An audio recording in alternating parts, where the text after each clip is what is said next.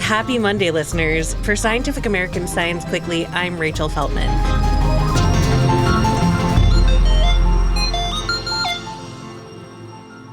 Today, instead of our usual news roundup, I'm here to introduce you to our new interim host. I'm actually going on parental leave for a little bit, and I'll be gone until sometime in the spring of 2026. But the amazing, award-winning Kendra Pierre-Louis is here to fill in for me while I'm gone. And today we figured we would chat about who she is and what she likes to write about so that you could get to know her. Kendra, welcome. Hey, Rachel. I was going to be like, thanks for having me. Settle in. Make yourself comfortable. So, Kendra, tell our listeners a little bit about who you are. I'm a climate reporter, like mostly by training. And I've been working in climate for a decade now, almost. I think my first job is actually with you at Popular Science. Woo woo. The most important thing, I think, to know about me is that I hate mayonnaise.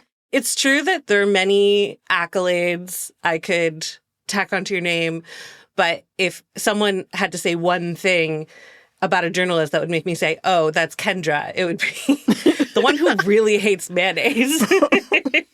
So, but this is, listeners might be confused about why we would bring this up in the context of you hosting Science Quickly, but it is something that you've really used to launch several really fascinating science stories. So yeah, tell us more about your history with mayo. How did this contentious relationship begin? I think I came out of the womb as a mayo hater. I just never liked it, and it just got more aggressive with age. Like when I was quite young, I can't believe I'm going to admit this, I could eat coleslaw, but only the coleslaw from KFC, which is 90% vinegar anyway. And then I think the turning point was I was 8 years old, and we were on a road trip back from Florida, and my mom handed me a sandwich, and I looked at her and I said, this doesn't have mayo in it, does it? And she reassured me that it did not. And I bit into it, and it had Miracle Whip. And that's when I knew you people need to be stopped. And by you people, I mean mayo lovers. And yeah, while we were working together at Popular Science, you wrote a real manifesto against mayo that took you on like a really fascinating journey into the science of food and texture and perception. So tell us a little bit about some of what you've learned. Yeah, I think that story is called Mayonnaise is Disgusting and Science Agrees. And if I recall correctly, that may be the first time that like a third-party entity lobbied my editor for me to take down a story. Which goes to show you yet again the impact and the weight of Big Mayo. I've learned kind of two things. I've learned sort of more broadly, like trying to understand, because I talk about mayo the most because it comes up the most. Like you'll order French fries or something and that'll come out drizzled with mayo, and like nowhere on the menu did it mention that it had mayo in it. But I actually don't like any savory, creamy foods. So no fettuccine Alfredo. I don't like butter. Tillamook Cheese Company just came out with Mayonnaise, which is a blend of butter and mayonnaise. And I think they just created it to kill me. See, as someone who loves butter and mayonnaise, I have to agree that's a bridge too far. And so there are kind of two buckets, which is like the texture of the food itself, which I've dug into a lot, and how in the West in general, like there are a lot of words in like Mandarin, for example, related to the texture of food. And most Western languages, and English in particular, are not that colorful with our descriptions. And the texture of food on its own is just like really fascinating. I like to toss out like little facts. Like, have you ever wondered why like so many sour candies tend to come with like a rough texture on them? And it's because we perceive foods as more sour if they're rough than if they're smooth. That's so interesting.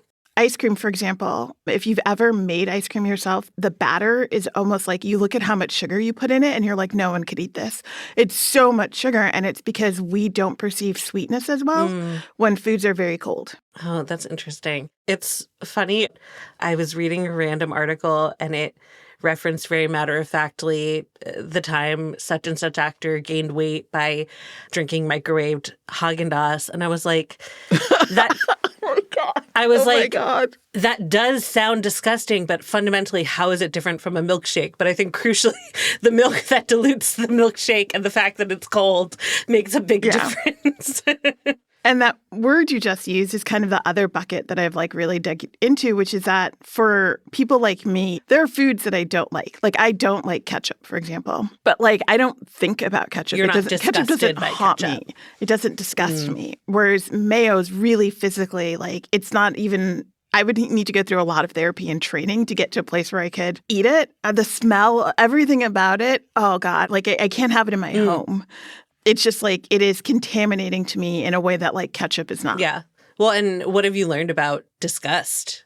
It's innate. It's built into us. Obviously, what we express disgust towards varies a little bit, but we tend to have kind of an innate disgust towards bodily fluids and death.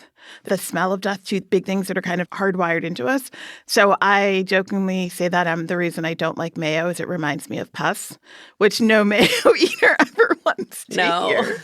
No, I don't want to hear that. But that face you just made when I said pus, that's like a hardwired kind of disgust. Well, and I remember a story you wrote for Pop Sci that got into some of the descriptors for food textures that we lack in English, which has fascinated me ever since. I would love to hear some of your favorites. So the one that I talk about the most and the one that I love the most is the texture of boba or udon or ramen has it.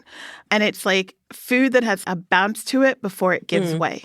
So it's not quite chewy because boba isn't quite chewy. Like it does kind of like release at a certain point. And that is like top 10 of my favorite textures. Like the researchers actually categorize texture sort of more broadly, like the type of food. Like there's crunchers who prefer foods that, are crunchy. So potato chips. Smushers who like soft, creamy foods like pudding or I'm guessing Alfredo sauce. Suckers who prefer like hard candy that dissolves slowly over time. And chewers. And they prefer foods that can be chewed for a long time like gummy candy. And I'm 100% a chewer. What is, like, of those four categories, chewers, crunchers, suckers, smishers, which are you? That's a really good question. I guess if I had to pick one, I would be a chewer. But I feel like everything but mushers seems on the table for me. Though I definitely know people who love a mush. And I don't have there are many mushes I enjoy. I love an oatmeal. But yeah, I can't say that I think of that as a texture I crave. Yeah, I think I'm clearly a chewer and then cruncher, and then I tolerate being a sucker, but I'm not a smusher at all. When I was in college, my mom bought me a giant package of like instant oatmeal.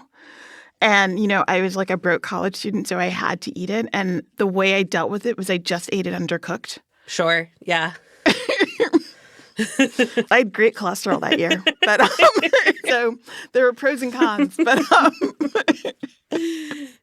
So outside of your forays into food texture, what are some of your favorite topics to cover? I love climate generally because climate touches everything. And so it's like this really interesting inroad into like the world at large. And I like the way climate brings you into contact with people. I love looking at solutions because I feel like so much when we're talking about climate change, it's looking at the problem. And I really enjoy looking at solutions within climate journalism. Right now, I'm also looking a little bit at like psychology, a little bit like what allows people to normalize really terrible things. Yeah. And what allows people to sort of not fight back or to acquiesce in sort of, kind of like the Stanford prison experiment, but not that intensely. Yeah. more like in everyday scenarios, like the choice that people make to fight or to not fight. And also, I'm kind of obsessed with fame at the moment, like the psychology of fame, both as in, like what makes us attracted to famous people, what is the power that fame holds over us, and not just like in terms of celebrity, but like we reproduce kind of fame over and over again. Like the most popular kid at your high school is famous, right? Much lower level, obviously, but like it still reproduces that feeling. And what is that? And like, why are we into it? Yeah. So you'll be at the hosting helm of Science Quickly for a few months. What stories are you most interested in pursuing while you're here? Yeah, you've left some pretty big shoes to temporarily fill. So thank you for that. The expectations are quite high. I think there's a number of things. Like, obviously, we're in a really interesting time in terms of like public health. Yeah. Unfortunately, I wish maybe we were in less interesting times. I'd love to live in uninteresting times, frankly. What are they even Yeah, like? I don't know. I think I experienced them as a child. So like there's public health, I think looking at a little bit maybe of the science behind extremism, and then sort of a little bit of light, a little bit of levity. It can't be dark all of the time. I love a good animal story. Yeah, we have fun here. We got to cover the horrors, but we also have a good time. Well, Kendra, thanks so much for sitting down so our listeners could get to know you. And of course, they will be hearing you 3 times a week in their feed. So they're about to get to know you a lot better. Awesome. Thanks so much for having me. And I'm excited to be here. Well, that's all for today's episode. And that's it for me until 2026. So I'll toss it over to you. Tune in on Wednesday when we talk about grief bots or how AI is helping people deal with the loss of their loved ones. Science Quickly is produced by me, Kendra Pierre-Louis, and Rachel Feltman, along with Fonda Mwangi and Jeff DelViscio. This episode was edited by Alex Sugiura. Shayna Posses and Aaron Shattuck fact-check our show. Our theme music was composed by Dominic Smith. Subscribe to Scientific American for more up-to-date and in-depth science news. For Scientific American, this is Kendra Pierre-Louis. See you next time.